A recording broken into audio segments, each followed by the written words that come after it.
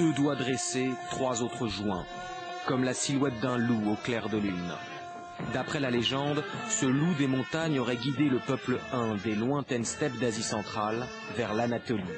C'est le mythe fondateur de l'âme turque et le signe de ralliement des nationalistes qu'on appelle les loups gris. L'autre symbole, c'est ce drapeau aux 3 croissants, ancien emblème de l'Empire ottoman et désormais logo officiel du MHP, le principal parti d'extrême droite. Devant les habitants d'un petit village d'Anatolie, le président du parti, ancien vice-premier ministre, défend une Turquie une et indivisible. Je veux bien partager avec tout le monde mon pain, mon travail, mes biens. Mais mon peuple, ma terre, ma nation, je ne les partagerai avec personne. Au total, la droite nationaliste avoisine 30% de l'électorat. Durant l'été, des festivals nationalistes sont organisés dans tout le pays. C'est l'occasion de célébrer la grandeur de la Turquie et d'afficher une fierté sans concession. Si on adhère à l'Europe, on sera obligé de perdre nos valeurs et notre culture. Est-ce qu'on a demandé aux autres pays candidats de faire autant de concessions? Non, nous, on nous demande beaucoup de concessions et je suis contre. Si jamais on doit rentrer dans l'Europe, ce sera avec notre fierté et notre honneur.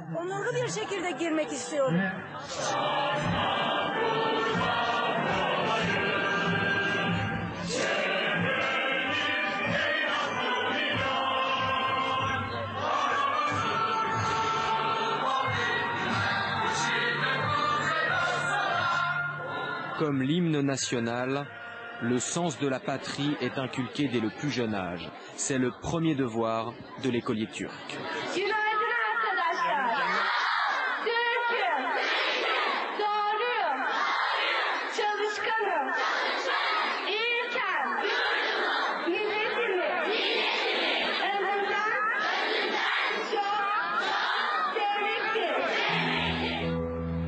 Heureux celui qui se dit turc. Ce sont les paroles du père, Atatürk. Le fondateur de la République, relevé des cendres de l'Empire ottoman, est une icône, célébrée à droite comme à gauche et de 7 à 77 ans. Necati Inci est le sculpteur attitré de Mustafa Kemal. Fin connaisseur de l'histoire, de Napoléon à Churchill, de Washington à Lénine, il peine à trouver une grande figure qui soutiendrait la comparaison avec son héros. Prenez De Gaulle par exemple. Dans les moments difficiles, il a unifié la France, empêché la guerre civile. Ça a été un bon commandant, je le reconnais, je ne veux pas diminuer ses mérites, mais moi, avec Atatürk, je parle d'un modèle pour le monde entier. Le sculpteur est convaincu qu'aujourd'hui, Atatürk n'aurait pas fait de concessions face aux exigences de Bruxelles. Il est persuadé aussi que Mustafa Kemal, mort en 1938, aurait été l'un des pères fondateurs de l'Europe. Il s'habillait toujours avec des vêtements classiques, à l'occidental. Et ce doigt tendu, il montre la vérité, l'Ouest et donc l'Europe.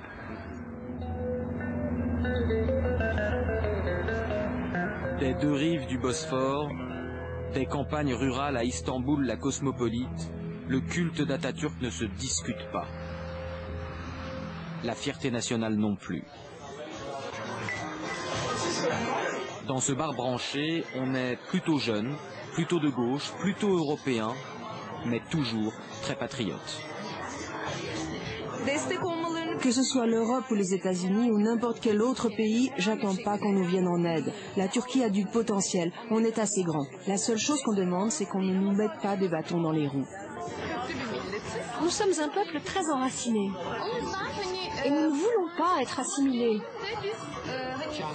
Nous avons une identité. Nous sommes turcs. Et nous ne voulons pas faire de concessions sur cette identité. Le problème est là. Les Européens veulent effacer les différences. Le but de l'Union est de faire se ressembler tout le monde. Et dans l'histoire, à vouloir trop effacer les différences, on a toujours récolté des conflits.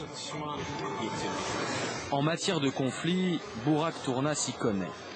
ce jeune écrivain a sorti le best-seller de l'an dernier, Tempête de métal, l'histoire d'une guerre entre la Turquie et les États-Unis à la suite du conflit irakien.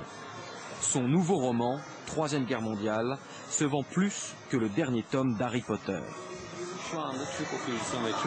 Les lecteurs et l'opinion publique sont très gênés par ce qui se passe en Europe en ce moment. Ils sont sensibles au fait que notre pays puisse être mis de côté. Et dans mon nouveau livre, j'explique jusqu'où ça peut aller si les Européens ne prennent pas les devants. Et je dessine le pire des scénarios. Le pire des scénarios, c'est la guerre entre la Turquie et l'Europe.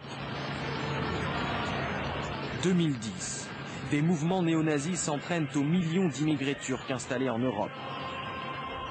L'armée turque vole au secours de ses ressortissants agressés et arrive aux portes de Berlin et de Paris, victorieuse, évidemment.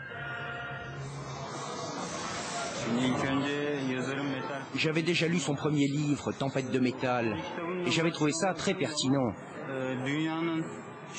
Et là, dans ce nouveau roman, je pense que c'est ce qui pourrait se passer dans 4 ou 5 ans. Tous les problèmes qui peuvent surgir. Le chaos, quoi, face à la puissance des États-Unis ou de la Chine. Quelle sera la place de la Turquie, par exemple? Ou encore, quelle sera la place des Turcs vivant en Europe? Il y en a 10 millions, dont 4 millions en Allemagne. Qu'est-ce qui va leur arriver? Nous allons vers l'Union européenne. Mais l'Europe, elle, est-ce qu'elle ne va pas nous mettre trop de pression?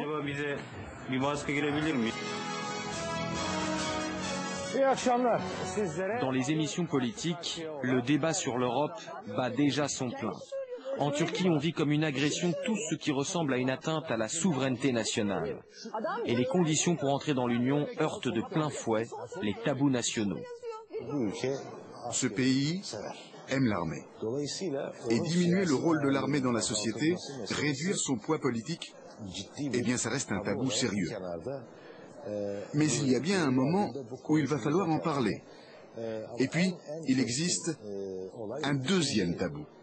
Aujourd'hui encore, on n'évoque toujours pas la question du partage et des transferts de souveraineté. Et là, ce sera chaud.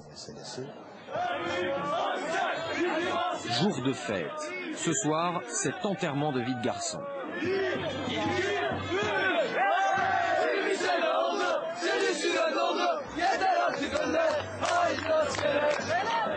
En ce lundi 23 août, la mariée, c'est l'armée.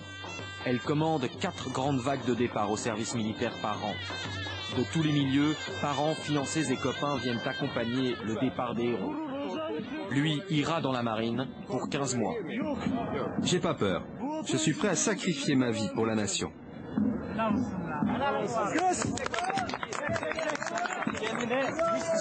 Ici, quand t'as pas fait ton service, t'es pas un homme. T'es rien. Moi, je suis revenu il y a 9 mois. J'étais dans les commandos de montagne, dans le sud-est. J'ai perdu un ami là-bas. Il a sauté sur une mine. Mais 15 jours après, on l'a vengé. On s'est fait un terroriste.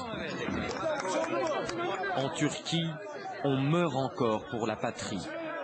Et les larmes de ces mères trahissent une réelle inquiétude sous un éternel masque de fierté.